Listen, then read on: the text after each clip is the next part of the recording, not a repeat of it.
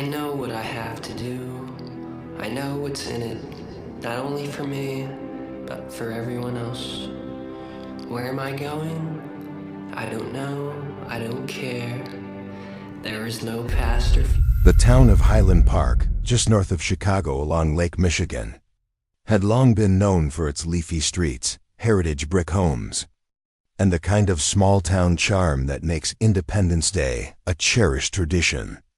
On July 4, 2022, residents were ready to celebrate again after 2 years of pandemic cancellations.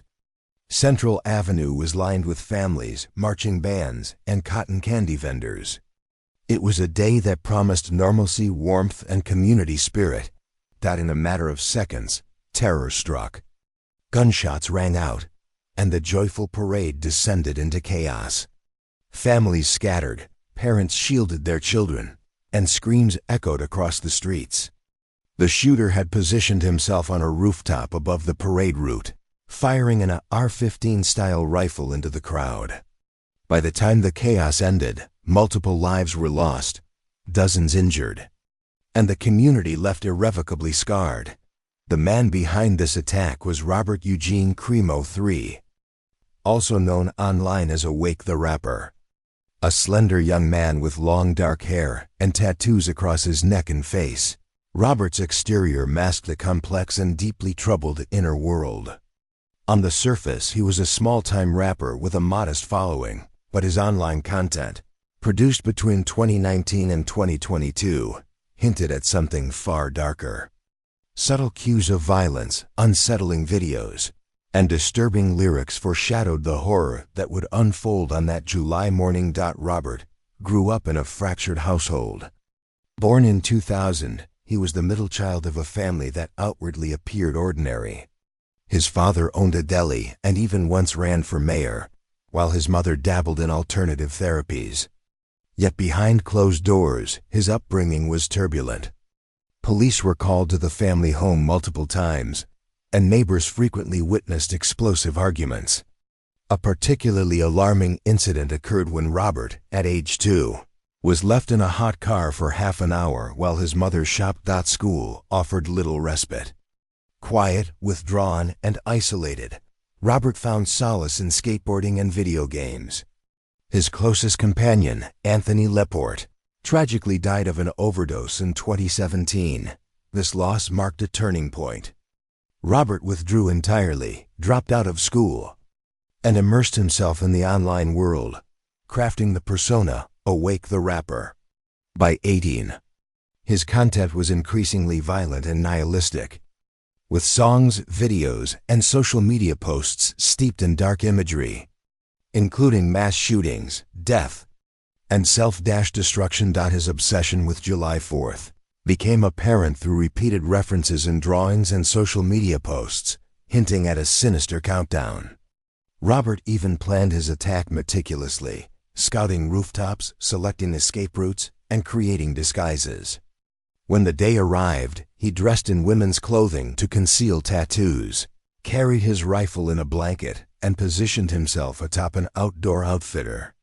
By 10:14 a.m., he opened fire, killing 7 and injuring dozens more. The subsequent manhunt was brief. Robert fled north toward Wisconsin, but eventually returned, only to be arrested 5 miles from the scene. Witnesses recall him surrendering quietly, dressed in black, lying flat on the pavement before arrest. In custody, he confessed immediately and spoke openly about a potential second attack. Revealing a chilling lack of remorse, investigators soon discovered a troubling pattern of red flags, prior threats, multiple weapons, disturbing online content, and even a prior suicide attempt. Yet neither the family nor authorities had acted decisively. Robert's father had co-signed a firearm license, and the state approved it without further scrutiny, allowing him to legally purchase several guns. Combined with isolation, grief, and online echo chambers that rewarded violent behavior, these factors contributed to his eventual actions. Legally, Robert faced the full weight of the system. Initially charged with 6 counts of first-degree murder, Indictments escalated to 21 counts of murder and 48 of attempted murder. On March 3, 2025, he pled guilty and on April 24th, received 7 consecutive life sentences plus additional decades for attempted murders. He did not attend his sentencing, leaving families to speak to empty space, a stark reminder of the emptiness behind his actions. The question of why Robert Crimo committed such atrocities remains unanswered. Mental health struggles, social isolation, and a desperate pursuit of notoriety likely played central roles. While he left behind cryptic writings and violent videos, no clear manifesto or motive exists. What is clear, however, is that the signs were always there: ignored warnings, online posts, and prior threats that, if addressed, might have prevented tragedy. The Highland Park shooting left a town forever changed. A stark testament to how grief, neglect, and obsession can collide with devastating consequences. Robert Crimo's life and crimes are a grim reminder of the dangers of untreated mental health issues, societal oversight, and the allure of dark online subcultures. The case of Scott Kology. I know they're all, deceased. How do you know that? Even though it felt like I wasn't doing this physically, I was still able to see everything, and I would see them moving, and I just kept firing until they stopped moving, and I would aim at the head and whatnot. So you're aiming at their heads? Yeah, and when I saw they were still moving, because even though I was in this type of thing, I just didn't want them to be in pain at the same time. All right, let me rewind a little bit. So upstairs, your mom walks in, right? Opens the door. She didn't walk in yet. So the gun was loaded already. Yes. How many times do you shoot her? I would say 5-7 times. Where do you shoot her at? What part of the body? And then the torso and chest. All right, and then your father hears the shots and he comes up? Yes. Thoughts were no longer quiet. Scott spoke about them openly, sometimes too openly. He told his aunt, his grandfather, and again, his mother Linda. He admitted he was scared of himself, scared of what might happen if the thoughts didn't stop. At one point, he begged to see a school psychologist, telling his family he was afraid he might hurt someone nearby. What followed was not neglect in the traditional sense. It was fear of doctors, fear of labels, fear of losing a son to a locked ward or a permanent diagnosis. Linda believed that once professionals became involved, Scott would be taken away. So she made a choice. Therapy was banned. The warnings were minimized.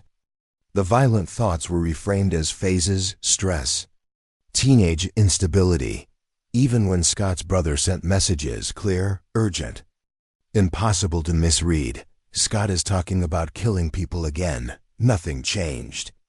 The adults stayed quiet, while the family hoped love would be enough. Scott spent his nights upstairs, alone, scrolling through YouTube. He wasn't watching music videos or gaming clips. He was studying weapons, how they worked, how to fix them, how to clear a jam on an AK-style rifle. New Year's Eve, December 31st, arrived loud and bright. Downstairs, a New Year's Eve party was in full motion. Music echoed through the house. Guests laughed. Food covered the counters. Party hats waited for midnight. The final moments of 2017 felt normal, joyful. Upstairs, Scott sat in darkness. He wore sunglasses despite the absence of light. Foam earplugs pressed deep into his ears. From an unlocked closet, he retrieved his brother's rifle. No lock, no barrier, just access.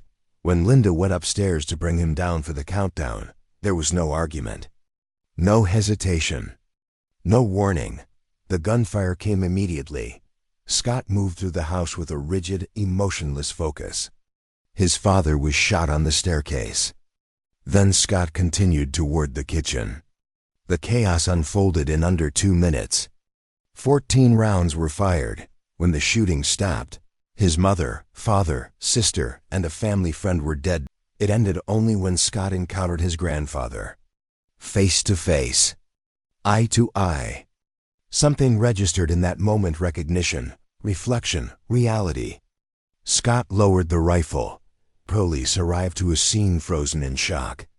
The house was silent. Survivors struggled to process what had just happened. Scott was taken into custody without resistance. The question that followed wasn't what happened, it was why. Trial became a battle between two narratives. The defense presented Scott as a young man consumed by severe mental illness.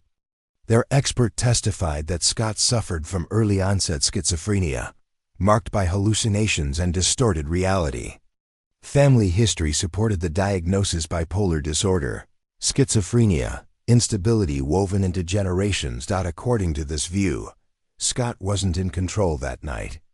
He wasn't choosing violence. He was lost inside it, detached, dissociated, unable to understand the consequences of his actions. Then the prosecution responded. They didn't deny Scott's illness.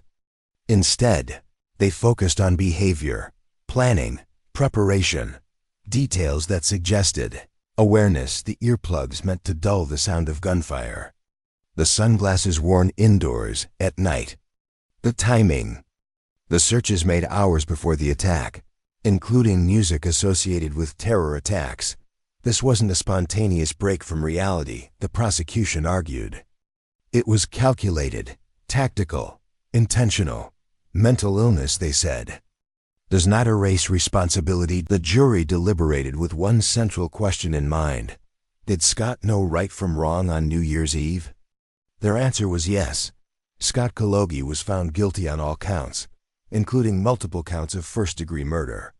The jury ruled that while Scott was mentally ill, he was not legally insane at the time of the killings. After days of testimony, the courtroom fell silent as the judge imposed 4 consecutive life sentences without the possibility of parole. Scott would never be released.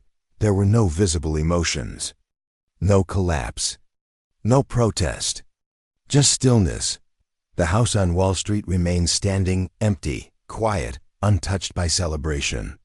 A permanent marker of a family that tried to protect a son while unknowingly protecting the tragedy. The courts delivered a verdict. The sentence is final, but the question remains: was Scott a monster who planned his actions and followed through? Or was he a deeply broken young man whose warnings were heard but never truly acted upon? Justice decided punishment. Understanding is still up for debate. What do you think? Does preparation prove criminal intent? Or can severe mental illness coexist with planning? Share your thoughts in the comments. And as always, stay safe.